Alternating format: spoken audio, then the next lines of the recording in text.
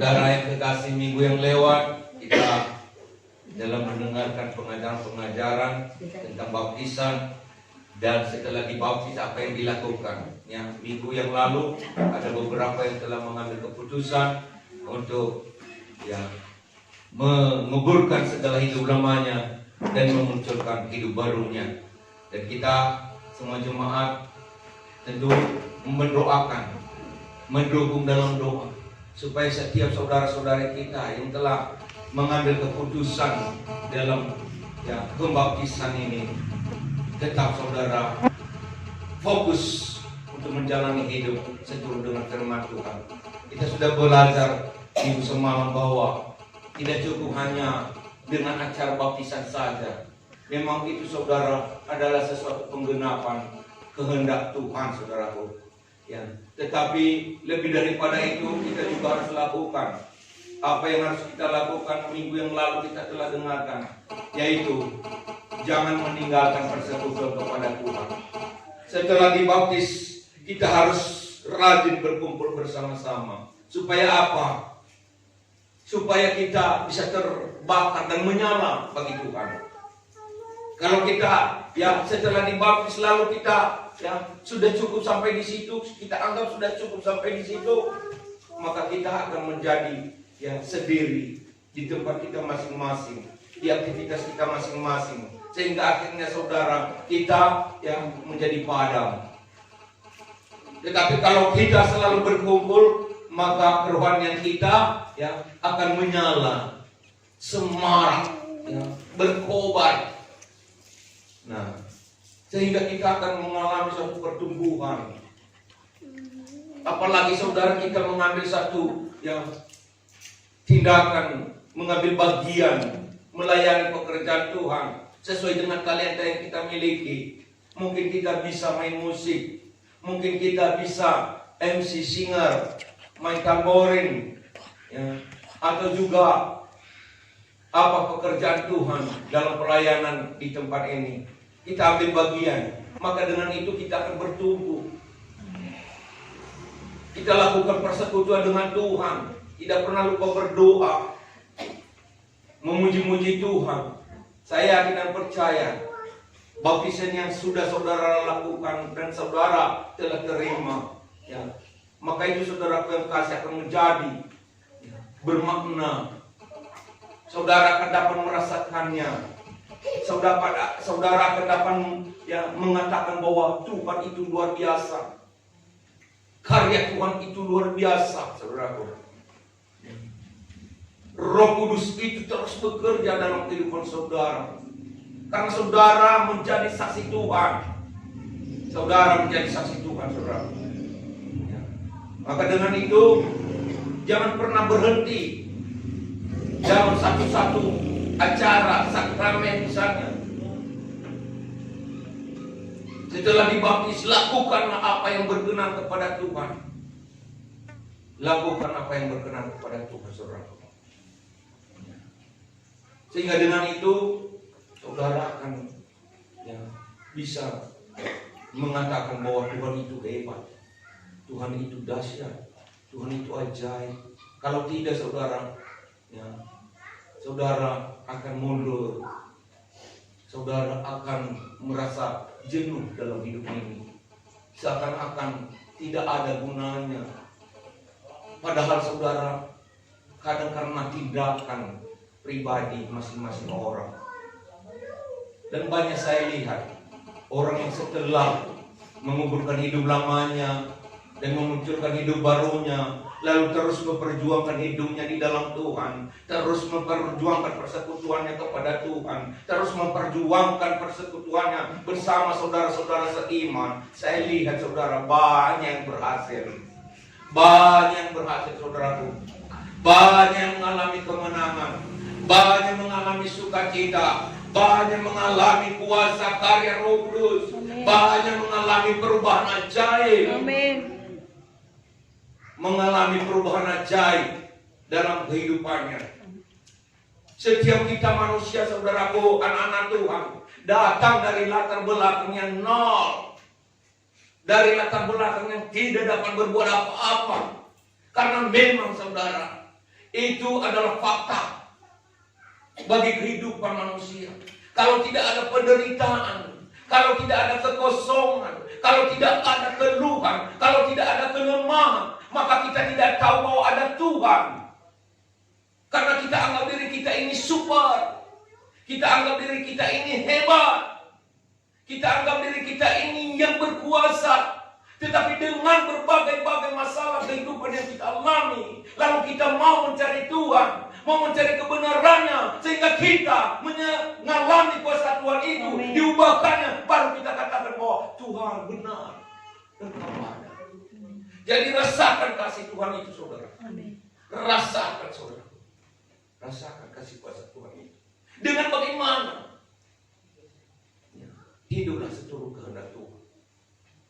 Pada saat ini, saudara yang kekasih, saya mau menyampaikan kepada kita firman Tuhan.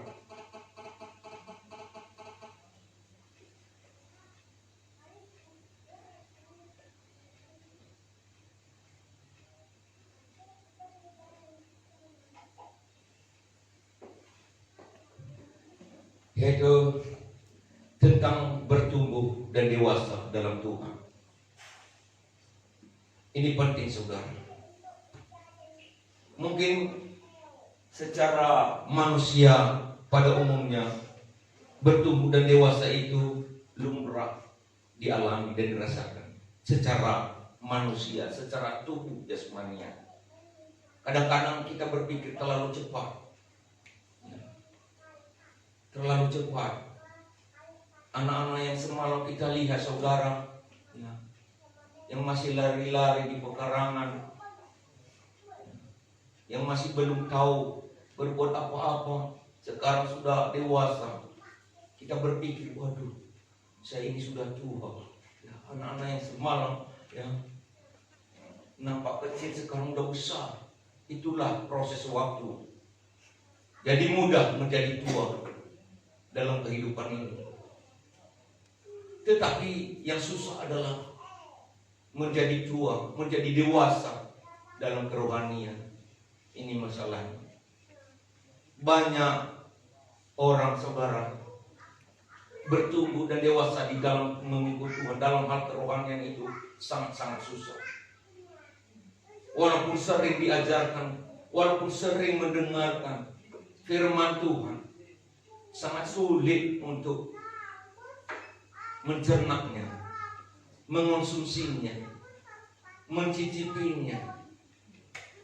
Itulah maka pertumbuhan dan kedewasaan rohani itu akan lambat. Ya. Memang secara tubuh, saudara, adalah mudah cepat bertumbuh dan dewasa di dalam hidup ini. Tetapi dalam hal kerohanian ada kendala dan masalah. Jadi yang Tuhan kehendaki itu supaya kita bisa bertumbuh, saudaraku, dan dewasa di dalam Tuhan. Bertumbuh dan dewasa di dalam itu penting. Bertumbuh dan dewasa dalam Tuhan itu penting. Mari kita baca di dalam Yohanes pasal 15 ayat 2.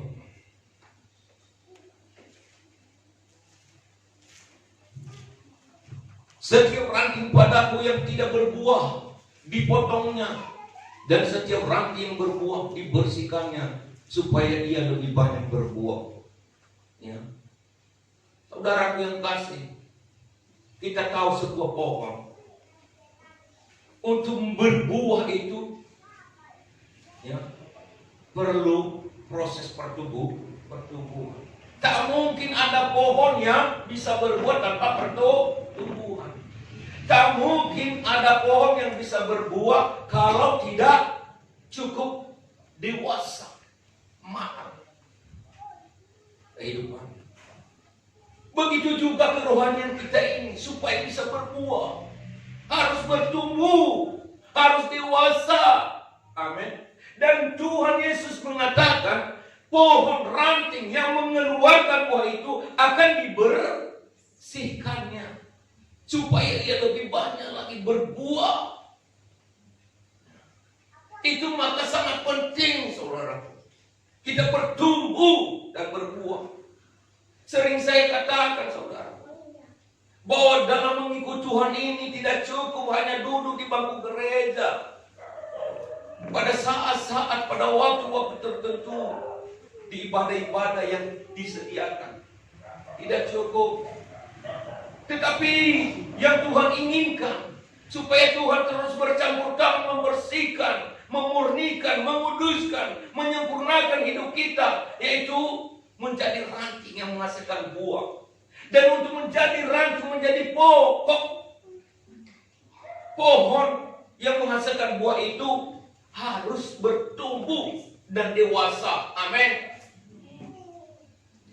Bertumbuh dan dewasa di dalam Tuhan. Ibrani 5:11-14.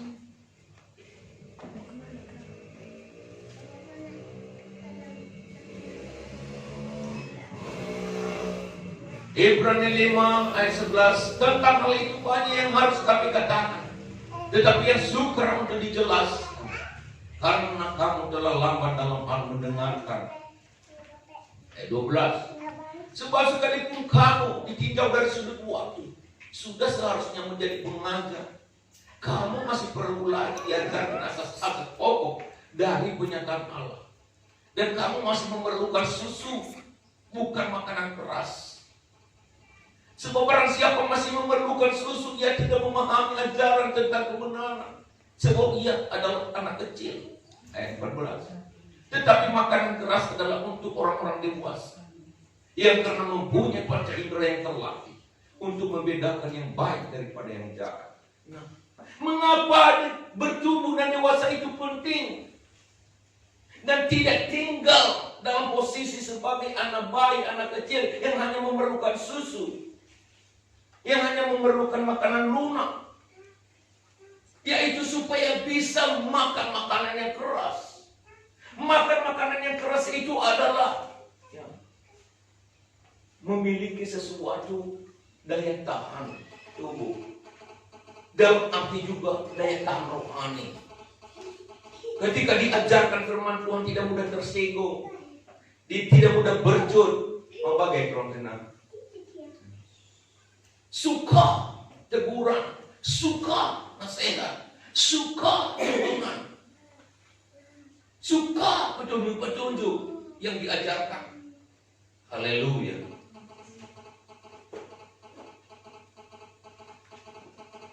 Jadi saudaraku yang kekasih di dalam Tuhan, ya, orang yang hanya condong untuk makanan-makanan lunak, ya, disanjung-sanjung, dipuji-puji, ya, istilah kita jadi dong hitam-hitam lala. Ai gua apa pe, ada bertumbuh. Kai surah-surahna ikutkan saja.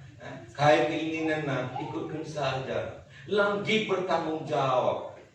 Orang yang sudah dewasa itu saudaraku yang kasih pasti bisa bertanggung jawab, berani makan makanan yang keras. Amin. Mau, rela, suka dibentuk, diproses, dididik, dituntun dalam kebenaran Tuhan. Tahukah saudara bagaimana bencana itu? Sering lagu-lagu kita, pujian kita bagaikan bencana, demikianlah hidup. Bencana itu saudara dibentuk dari tanah liat. Tahukah saudara tanah liat itu prosesnya untuk menjadi bencana, diambil dulu tanah liatnya, dihaluskan, mungkin dengan diinjak-injak, sampai halus. Segala tanah yang keras dan berbatu-batu dibuang sampai halus sehalus-halusnya. Barulah dibentuk saudara, sebagaimana keinginan sang pejunan, sang pembentuk, sang seniman. Mungkin dijadikan sebagai pot, mungkin dijadikannya sebagai alat yang berharga, pelita yang dibuat dari tanah liat. Inilah yang disebut bencana. Untuk menjadi perabot yang indah, yang ditaruh di atas meja, sehingga setiap orang yang datang dan melihat, wah betapa indahnya bejana ini. Nah saudara, setelah dibentuk, dikikis itu proses, dihaluskan Setelah dihaluskan, dibakar supaya keras, baru diproses. Setelah keras dicat, diwarnai, diukir, haleluya, dilukis. Apakah ditaruh di yang dinding bejana ini, pot ini, gambar bunga, gambar burung, ya, atau pemandangan-pemandangan alam, haleluya, untuk menjadi perahu dan ini. Tetapi prosesnya, saudara, adalah pembentukan. Begitu juga anak-anak Tuhan yang bertumbuh dan dewasa itu siap makan makanan yang keras, yaitu rela untuk dibentuk. Amin. Bagaimana mau dibentuk? Amin. Supaya menjadi perabot yang indah di rumah Tuhan. Haleluya. Tetapi makanan keras adalah untuk orang-orang dewasa yang karena mempunyai panca indera yang terlatih untuk membedakan yang baik daripada yang jahat. Ibrani 5 ayat 11. Makanan keras adalah untuk orang-orang dewasa. Dia tidak suka lagi makanan yang lunak, makanan lembek, makanan baik. Jadi kita tidak perlu bertahan, dan saya katakan jangan bertahan dalam posisi menjadi baik di dalam Tuhan. Bertumbuhlah dan dewasalah di dalam Tuhan. Haleluya. Iya. Untuk menyelamatkan kita juga, saudara yang kasih, Tuhan merelakan hidupnya. Jangan pikir saudara, wah, Tuhan itu sungguh besar kasih dan anugerahnya. Dia menyelamatkan saya. Betul, sepertinya gratis, saudara. Sepertinya gratis. Tetapi saya katakan kepada saudara yang banyak, bayarlah harganya. Harga keselamatan itu apa, saudara? Memuliakan Tuhan, menjadikan hidup kita ini untuk kemuliaan Tuhan. Walaupun secara gratis, sepertinya gratis anugerah Tuhan itu bagi hidup kita. Sama seperti ada seseorang yang mengajak kita makan di restoran besar. Saya pernah diajak di restoran Jepang, saudaraku, makan di restoran Jepang di Jakarta, Nababa Kei, itu nama restorannya. Ada juga ada yang ngajak juga seorang anak Tuhan makan di restoran Korea.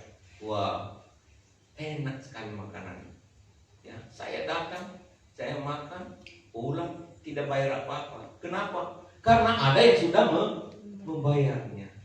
Begitu juga hidup kita ini. Kita sudah dibayar, bukan dengan emas dan perak, terhadap tuntutan setan,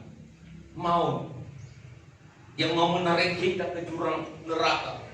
Tetapi ada yang membayar kita dengan apa? Darahnya, supaya kita selamat, tidak dihukum di api neraka itu, melainkan kita beroleh hidup yang kekal. Amin. Itu yang tertulis di dalam Roma 8 ayat 5. Tolong coba dibaca dulu. Roma 5 ayat 8.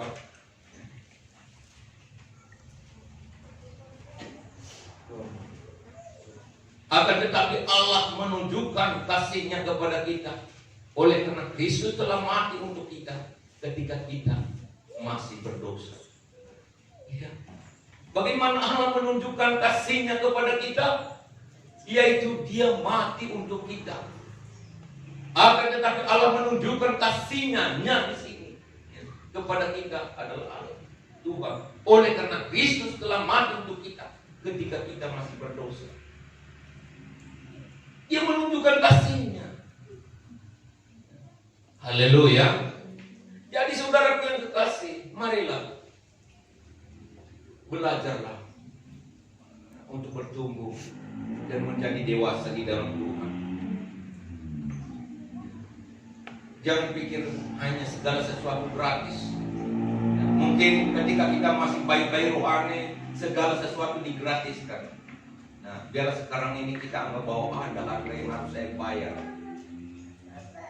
sebagai pengikut Tuhan, yaitu dengan bagaimana memuliakan Tuhan dalam segala perkara. Apa yang saya lakukan, apa yang saya perbuat, saya menjadikan sebagai kemuliaan bagi Tuhan. Itulah harga yang harus kita bayar. Mungkin hidup lama kita, kebiasaan kita harus kita relakan terbuang demi membayar harga kasih, kemurahan, keselamatan yang Tuhan berikan itu. Dia tidak menuntut kepada kita emas dan perak sebagai bayarannya, tetapi dia menuntut kepada kita menyerahkan hidup kita sebagai persembahan yang hidup, yang harum dan berkenan kepada Tuhan. Di mana tertulis, ya, masih ingat? Saya ingat, walaupun saya tidak catat. Ya, itu Roma 12 ayat 1 dan 2. Itulah yang Tuhan inginkan kepada kita. Karena itu saudara-saudara, demi kemurahan Allah, aku menasihatkan kamu supaya kamu mempersembahkan tubuhmu sebagai persembahan yang hidup, yang kudus dan yang berkenan kepada Allah. Itu adalah ibadahmu yang sejati. Jadi apa yang mau kita persembahkan kepada Tuhan? Itu hidup kita ini. Jadi hidup kita ini, saudara yang kasih, mahal karena sudah dibayar oleh Tuhan. Jadi hidup kita jangan kita jadikan murahan. Amin. Mahal. Haleluya. Kita sudah dihiasi kasih Tuhan. Jangan sembarangan dipergunakan, diperalat oleh setan. Tetapi kita jadikan sebagai kemuliaan dan alat untuk kemuliaan Tuhan. Itulah yang Tuhan inginkan kepada kita. Memiliki suatu pembaharuan pikiran kita sehingga kamu dapat membedakan manakah kehendak Allah, apa yang baik, berkenan kepada Allah dan yang sempurna. Saudara yang kasih, anak-anak Tuhan yang bertumbuh dan dewasa pasti mengerti apa yang namanya bertumbuh dan dewasa di dalam Tuhan. Amin. Kalau orang dunia tidak mengerti, sekalipun dia mempunyai otak intelektual, pintar, memiliki pangkat, jabatan, namun saudara yang kasih, bertumbuh dan dewasa di dalam Tuhan itu, saudara tidak paham, tidak mengerti apa itu maksudnya. Tetapi anak-anak Tuhan, saya percaya mengerti. Kita baca di dalam 1 Korintus pasal 3 ayat 1.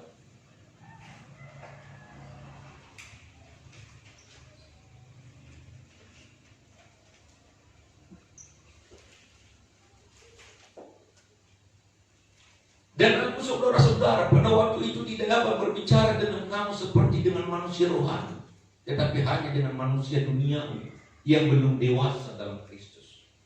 Yang berbicara ini adalah Paulus. Waktu itu namanya Saulus.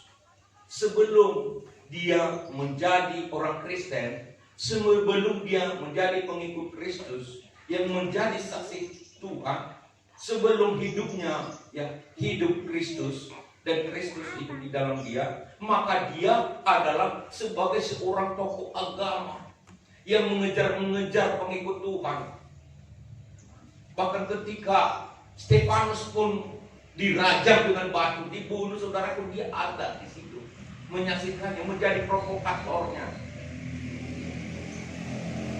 penghasutnya, yaitu Saulus.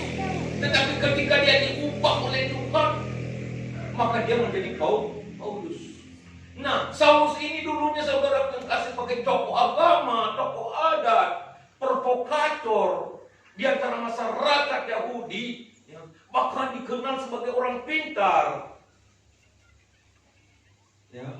Orang pintar, tetapi dia mengaku, waktu itu aku tidak dewasa dalam kerohanian. Dan aku, saudara-saudara, pada waktu itu tidak dapat berbicara dengan kamu seperti dengan manusia rohani, tetapi hanya dengan manusia duniawi yang belum dewasa dalam Kristus. Walaupun dia pintar, walaupun dia tokoh adat, walaupun dia tokoh agama, walaupun dia, saudara, sebagai panutan masyarakat, tetapi cara kehidupannya adalah cara kehidupan duniawi, karena dia tidak hidup dalam Kristus. Tetapi setelah dia hidup di dalam Kristus, maka dia katakan hidupku sekarang ini bukan aku lagi yang hidup, tetapi Kristus yang hidup di dalam aku, dan aku hidup di dalam Kristus. Amin, saudara. Nah,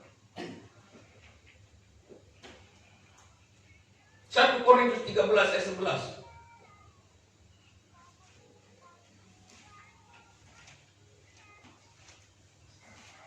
Ketika aku kanak-kanak, aku berkata-kata seperti kanak-kanak. Aku merasa seperti kanak-kanak. Aku berpikir seperti kanak-kanak. Sekarang sesudah aku menjadi dewasa, aku meninggalkan sifat kanak-kanak itu. Mungkin saudara bertanya, jadi bertumbuh dan dewasa di dalam Tuhan itu bagaimana? Bagaimana sih? Paulus menjelaskan, ketika aku kanak-kanak, aku berkata-kata seperti kanak-kanak. Tahu anak-anak berkata-kata sembrono, ya. Sila pantas man bagikan kadang-kadang belas kena. Bagai anak-anak seperti itu. Aku merasa seperti kanak-kanak, merengek-rengek, mudah merajut. Bagai aku berpikir seperti kanak-kanak, saya pikirannya hal-hal kedagingan lah, jajan, es krim, paling-paling berbagai. Berpikir, tahu saudara yang kasih, anak-anak Tuhan yang sudah dewasa itu pikirannya tidak seperti pikiran anak-anak lagi. Pikirannya sudah diubah. Pikiran kita ini, saudaraku, sering pernah saya katakan di sini bahwa tahu pikiran kita ini adalah kunci yang membuat kita maju atau mundur, yang membuat kita naik dan bukan turun. Bagaimana caranya? Ubah mindset kita. Tahu mindset kita, saudara? Yaitu teknik berpikir. Haleluya. Teknik berpikir kita. Pikiran kita ini sama seperti balon. Tahu balon? Kalau balon itu diisi dengan pasir, mau kemana dia? Balon itu turun ke bawah, nggak bisa naik ke atas, pasti, karena isinya memang pasir. Coba isi gas di balon itu, apa yang terjadi? Dia terbang naik. Inilah pikiran kita, inilah mindset kita. Jadi jangan lagi berpikir seperti anak-anak, seperti orang duniawi. Setelah kita mengenal Tuhan, bertumbuhlah dan dewasa dalam Tuhan. Dan ciri-ciri orang yang bertumbuh dan dewasa dalam Tuhan itu, mindsetnya sudah tidak sama lagi, pemikirannya tidak sama lagi seperti anak-anak. Paulus mengakui, ketika aku kanak-kanak, aku berkata-kata seperti kanak-kanak, aku merasa seperti kanak-kanak, aku berpikir seperti kanak-kanak. Sekarang sesudah aku menjadi dewasa, aku meninggalkan sifat kanak-kanak itu. Banyak sifat anak-anak yang tidak perlu lagi dibawa dalam mengikut Tuhan. Haleluya. Kalau mau mencari pekerjaan, kita diinterview. Nah, dari gerak-gerik kita, dari bahasa tubuh kita, kita dinilai. Dari cara kita berbicara, kita dinilai. Haleluya.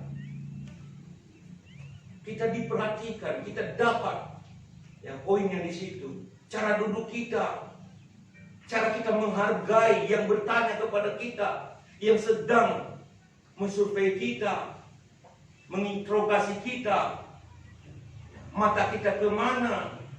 Nundung-nundung atau disibuk,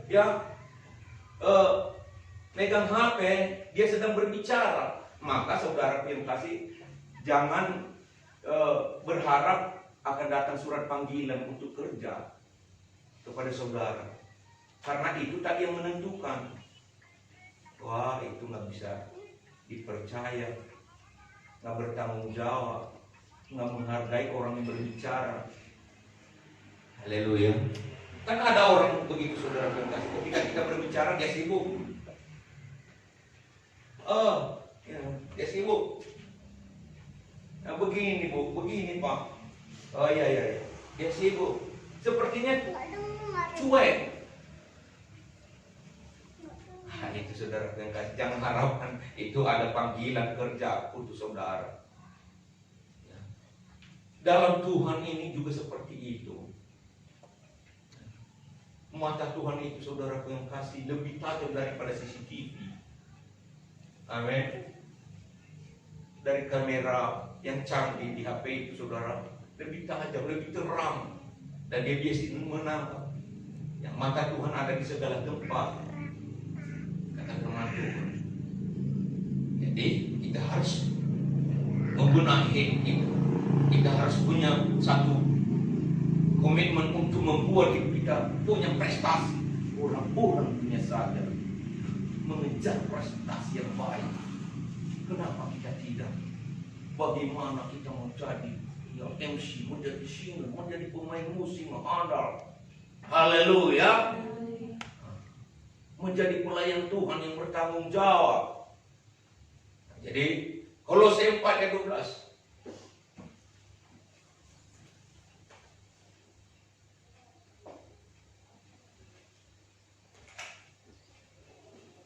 Salam dari Epafras kepada kamu. Ia seorang dari antaramu, hamba Kristus Yesus yang selalu bergumul dalam doanya untuk kamu, supaya kamu berdiri teguh sebagai orang-orang yang dewasa dan yang berkeyakinan penuh dengan segala yang dikehendaki Allah.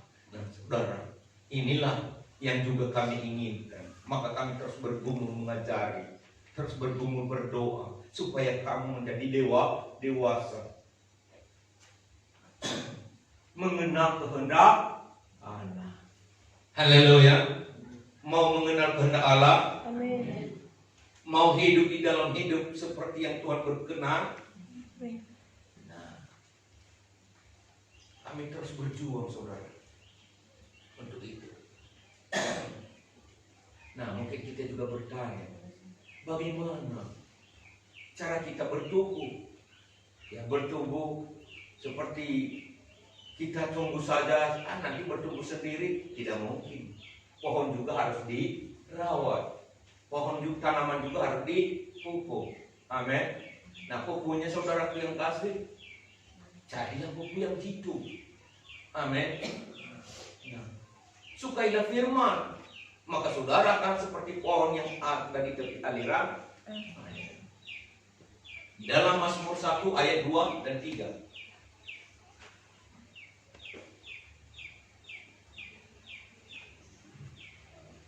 Mazmur pasal 1 ayat 2 dan 3. Tetapi yang kesukaan ialah Taurat Tuhan, dan yang merenungkan Taurat itu siang dan malam. Ia seperti pohon yang ditanam di tepi aliran air yang menghasilkan buahnya pada musimnya, dan yang tidak layu daunnya apa saja yang diperbuatnya berhasil. Menjadi pohon yang menghasilkan buah pada musimnya, yang berhasil dalam hidupnya, yaitu kesukaannya apa? Firman Tuhan. Kalau anak-anak Tuhan itu kesukaannya firman Tuhan, baca firman Tuhan, merenungkan firman Tuhan, saya yakin dan percaya saudara, ya, wah, nilainya hebat di hadapan Tuhan. Haleluya.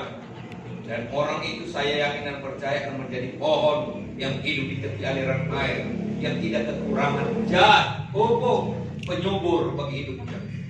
Dia akan bertumbuh dan menghasilkan buah pada musimnya, dan tidak layu daunnya apa saja yang diperbuatnya berhasil. Haleluya. Bagaimana kita bisa bertumbuh kalau hanya kesukaan dunia itu yang kita sukai? Kebiasaan dunia itulah kebiasaan kita, jadikan kebiasaan kita. Ubah kebiasaan saudara. Sukailah renungan firman Tuhan.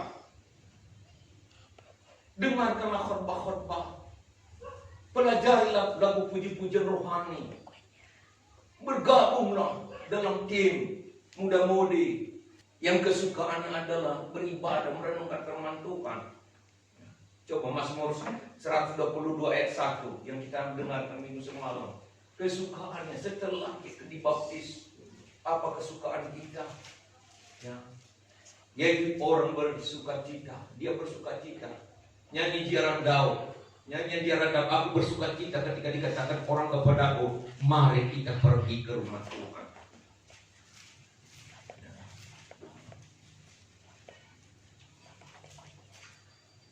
Haleluya. Diajak beribadah senang, diajak ke rumah Tuhan suka.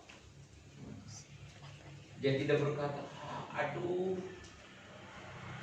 aku begini, ini kurasa. Haleluya. Nah, jangan. Nah, ya.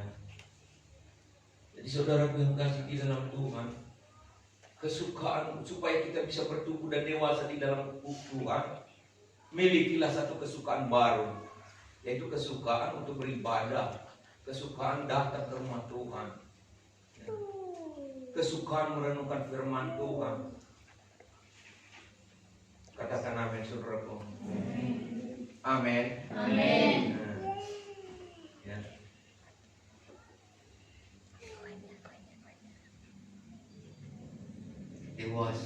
Dewasa dalam Tuhan. Kalau kesukaan orang-orang dunia ini saudara tidak habis-habisnya, tidak ada cukup-cukupnya.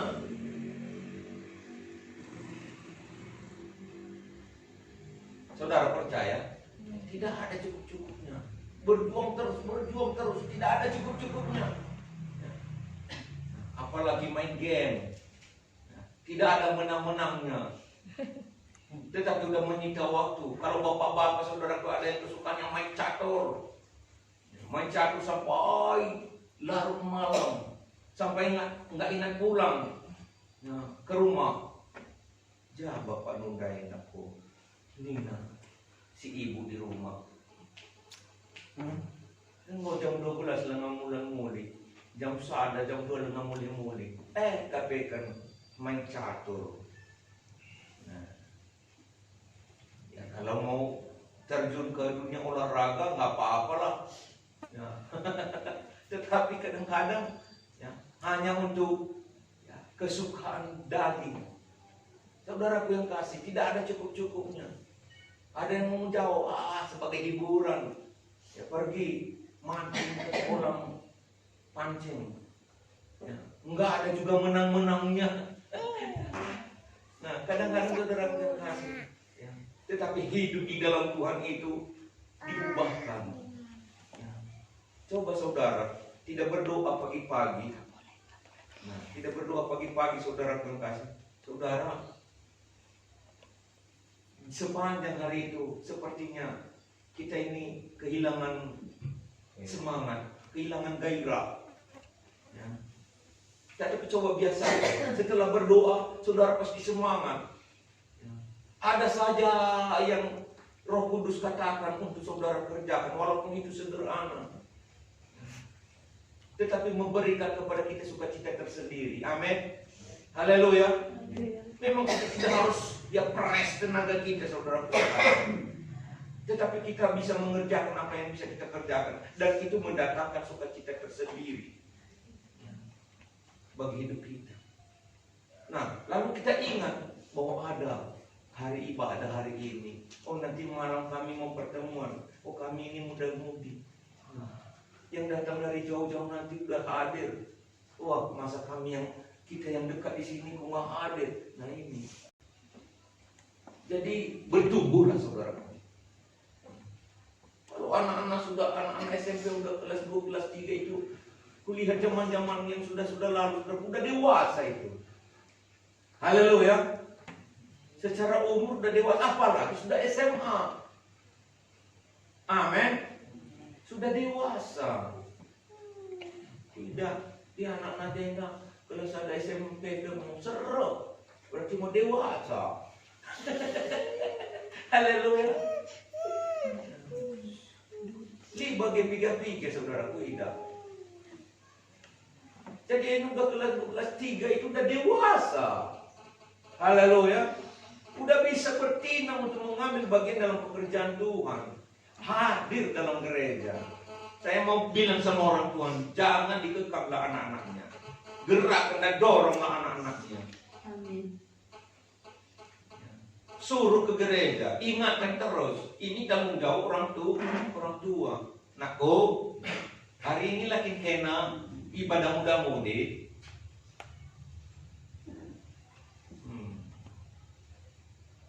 Sikap kena.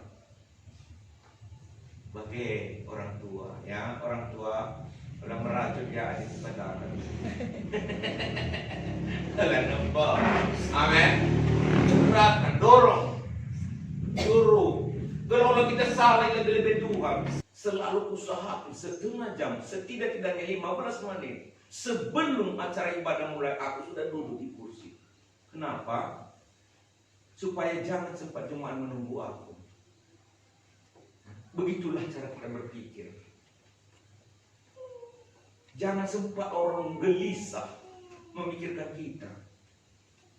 Kecuali memang ada sesuatu, satu waktu ada halang entah hujan deras, entah bagaimana saudaraku yang kasih, itu lain soal. Tetapi kalau kita bisa, hadirlah dan datanglah dalam ibadah itu dengan penuh sukacita, kerinduan. Haleluya. Hari Minggu sore mereka pulang. Kadang dulu saudaraku yang kasih nggak ada angkot, numpang motor pisang pun nggak apa-apa lah. Saya lihat saudara terkasih pulang masing-masing ke tempat masing-masing, tempat mereka belajar sekolah. Jadi begitu, itulah dorongan dan membiasakan ya. Seminggu, 2 minggu, 3 minggu seperti itu, maka menjadi kebiasaan. Kaburlah tindakan, maka akhirnya terjadi kebiasaan. Setelah saudara kebiasa, maka saudara bisa karena biasa. Amin. Ya, itu hasilnya. Jadi saudara tidak pernah bertindak, nggak akan muncul kebiasaan. Dan kalau tidak ada kebiasaan, tidak mungkin saudara bisa melakukan hal yang berkenan kepada Tuhan. Haleluya. Jadi saudara yang kekasih di dalam Tuhan Yesus, inilah renungan firman Tuhan kepada kita pada kesempatan ini. Biarlah kita senantiasa ya,